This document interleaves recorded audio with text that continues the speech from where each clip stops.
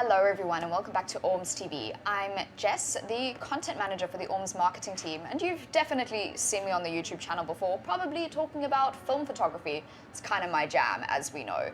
But today we actually have a new face on the OrmsTV channel. This is Sam. Hi guys. Sam is our audiovisual content producer. He makes a lot of the YouTube videos along with myself, Deon and Andre.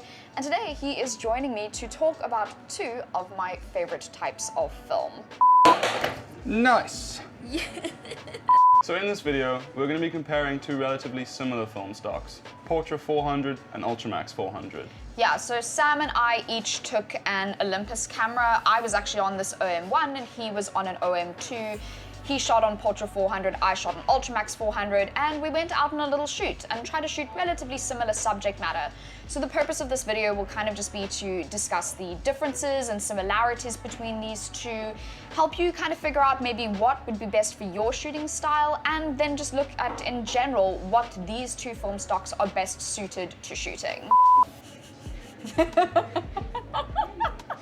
Alright, so before we went out and shot anything, Sam actually went and did a bunch of research on these two different film types. So I'm going to throw this first bit over to you. Tell us a bit about Portra 400. Alright, so Portra was originally introduced in 1998 to replace Kodak's Vericolor range. Kodak originally stated that the Portra 400 was going to be their professional film stock for both portrait photographers and wedding photographers. It is probably because weddings do make up a big part of the photography and video industry, and therefore Kodak will now wanting to put their stamp on this part of the industry, and therefore saying that if you're a professional shooting either of these two kinds of photography, Portra 400 is the way you should go. So originally, back in the day, there were actually two different types of Portra 400. The one was a more natural, neutral sort of looking one, and then there was one that was a little bit more vivid. But in 2010, Kodak made the decision to merge these two film types, and this was kind of done with the assumption that people were doing a lot more work in their post-processing stage and could just edit the images to look however they wanted to anyway. However, right from the start, when Kodak released Portra, they did state that it would be the finest grained color film in the sort of 400 ASA range. And this is a fact that we can attest to. When correctly exposed, it really does produce some beautiful, clear images. Correctly exposed being the prominent word there. So just before we continue, we want to ask that if you're enjoying this video, you go down and hit that little like button. It lets us know you're enjoying this kind of content, and it lets us know to keep creating content like this for you. And I'm hungry. I'm filled with dread. So, Kodak's Ultramax 400 was actually predated by the Kodak Gold range, which came out in the late 1980s and was predominantly used from about 1997 to around 2007 when Ultramax 400 was first launched. Ultramax quickly became really popular amongst analog shooters, predominantly for its accessibility and affordability.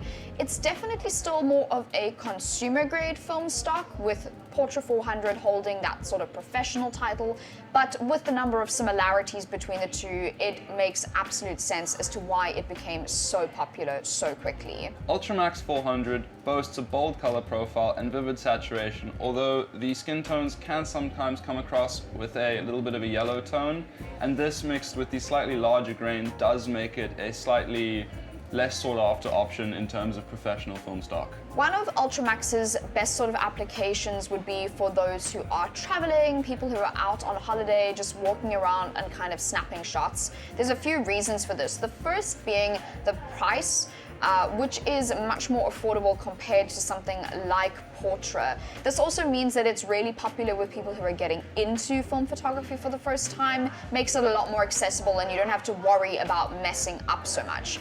The other two reasons that it is super popular amongst your sort of like holiday maker crowd would be the general sort of slight lack of consistency image to image. It does give you a very varied range of looks when you finally get your film developed and get it back. And finally, the other reason that it's super popular with those who are out and traveling and on holiday would be its incredible reproduction of bluer tones. I personally love it if I'm out shooting in Cork Bay, something like that. The blues are fantastic. So it's perfect perfect for your sort of seaside destinations. We're going to continue unpacking this entire topic in a hot second, but I wanted to just jump in here real quick and say that we create a lot of really kick-ass content on this YouTube channel. If you're into photography, if you're into videography, if you're just a gearhead and you want to know about all the latest camera gear, we got you covered. That is everything that we do on here. So if you're feeling super nice, please do consider tapping that subscribe button,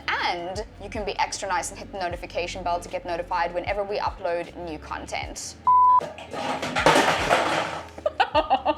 So now looking at our first photo, we shot a nice little landscape here up on Table Mountain looking down over Cape Town as a whole. And Jess, what's the first thing you can see? We're looking at our Portra photo first. Yeah, Portra over here, and then looking at the Ultramax image.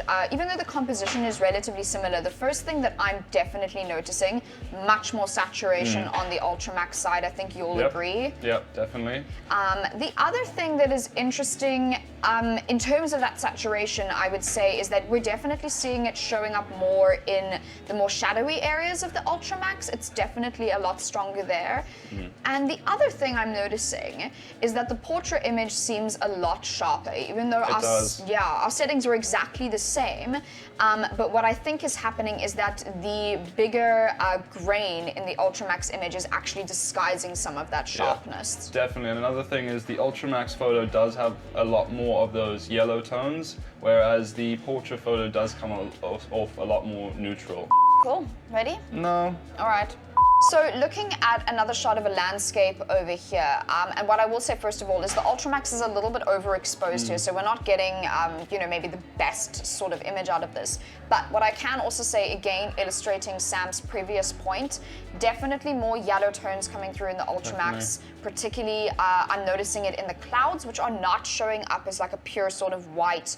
I think that the Portra is more color accurate in this case. Definitely, the detail comes through, but again, that's just because it is correctly exposed in comparison.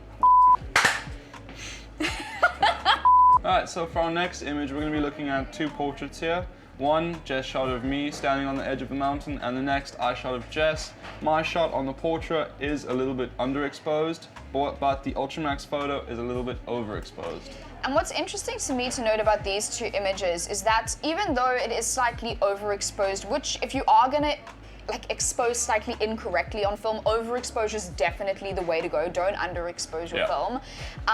What's interesting though about this is that I still see that grain in the Ultramax showing up really strongly, particularly in those mids, particularly in those shadows, even though it isn't underexposed. Whereas the Portra, bit underexposed, a little bit grainy, but not as much as I would expect considering how underexposed it is. And I think that that is again a testament to how incredibly fine that grain on the Portra 400 is.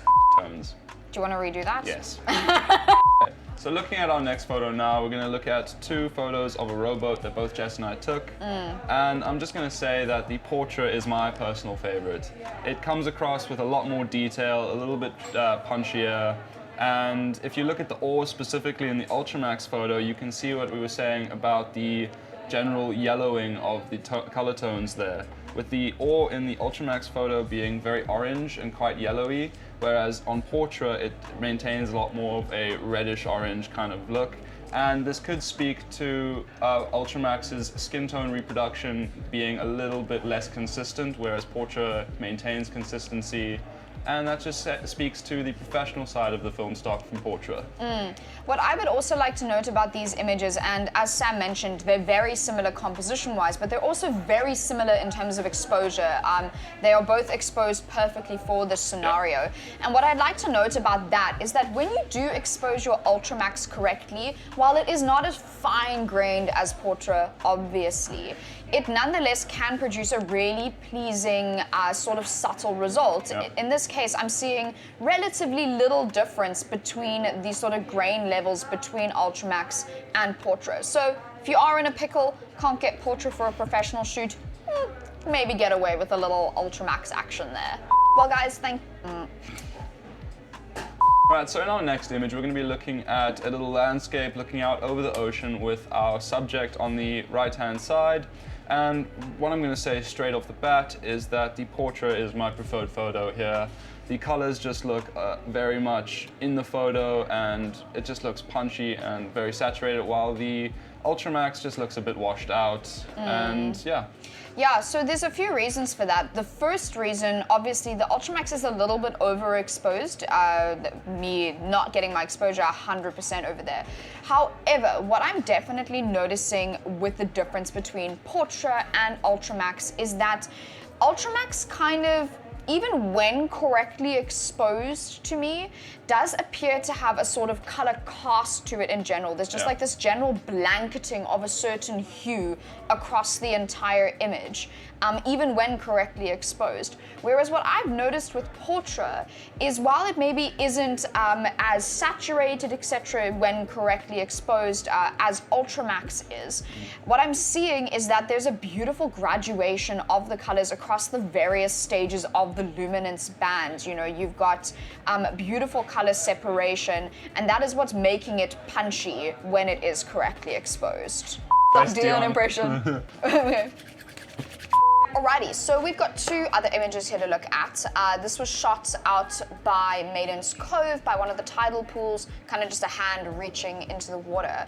And right off the bat, I'm gonna say that the saturation is coming through real strong in the Ultramax in this case, where it's correctly exposed. Oh yeah, absolutely. And another thing is, you can see where we also talked about the warm tones being very strong on Ultramax, the yellows and the greens being very prominent in this image, whereas on the Portra image they look a lot softer and just kind of a little bit more neutral in comparison. I just made it worse. So in our next image, Jess and I were in Camps Bay, and we took this photo looking down over the beach. We've got some nice palm trees looking up into the ocean. And I'm just gonna start off with the Portra shot. You just see a lot more detail when you're looking at the Portra shot, whereas the Ultramax shot loses a lot of its detail because of that heavier grain.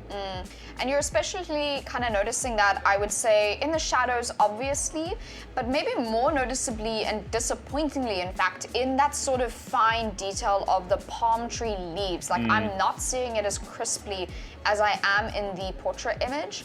The other thing I'd like to say about this, and this again kind of speaks to our previous point about color reproduction between these two, they're both beautiful images. The colors look absolutely gorgeous. Yeah, but I am seeing again that extra level of refinement, that extra level kind of separation between the different bands of the colors across that whole spectrum of luminance in that Portra image, which I think kind of again speaks to the fact that this is a professional grade, more expensive film stock. Absolutely. So just regarding our next image, I want to take a second to talk about the skill of the photographer and how that has an impact on your final image. So I'm not a film photographer. This is possibly my third or fourth roll of film. And even though I got the Portra, the professional film stock, it will not save you from incorrectly exposing your images. So that's why this image of Jess that I took is a little bit grainy, whereas the image Jess took of me is very pleasing, and I'm quite glad I have this photo now. Instantly adds a new profile picture. 100%. Yeah, so this is Ultramax, obviously, that I was shooting on. As a more experienced film photographer, I hesitate to call myself a photographer, but I have shot nigh on about like 20 rolls of film that have turned out half decently. And in this case, with correct exposure, the Ultramax looks incredible. The grain even kind of adds a lovely texture to the image, whereas Portra, even with the fact that it is super, super fine grain, exactly like Sam said, if you incorrectly expose, you're still gonna be in trouble. Yeah, definitely. Still gonna be in trouble. Dab that smash button, what? To kind of wrap this up, I want to just make the disclaimer that I always do, which is, of course, that film photography, film types, etc., like all areas of creativity, is very much a matter of personal preference. And kind of in light of that, I'd actually like to have a quick discussion about what we prefer shooting on. And to maybe people's surprise, I'm actually going to say that I prefer Ultramax. I really like the very aggressive colors that come out of there, and I am not scared of a little bit of grain in my images. As we know from past videos that I've done, Fuji Color C200 is still my go-to for daily shooting and shooting very casually, and that, even though it's a lower ASA film, definitely has a super strong grain, and I kind of like how that looks, and I like how it looks in the Ultramax. I think it adds a lot of texture, but I know your opinion is different. Yeah, and I mean, maybe it's because, like I said earlier, I'm coming from a more digital background. I do enjoy the Portra more, but that's just because the finer grain is more pleasant to look at. It gives across a nicer, more well-rounded image. Like I said, with that one Ultramax photo, it kind of looked like it's just got like a film over the top. So I do enjoy Portra because of its detail in the shadows and its highlights, and it's just a pleasant image. But maybe the more I shoot, the more I'll be interested in trying more film types. We want to hear what you have to say. Which of these film types did you prefer, and which one do you think won this comparison? Also, if you don't like shooting on either of these types of film, what is the film that you prefer? Leave it down in the comments below. Until next time, Sam it up. Well guys, thank you so much for watching that brief little film comparison video that we put together for you. We hope that you enjoyed it. We'll catch you with another one again soon. Until next time, cheers. Until next time, cheers. You did it again.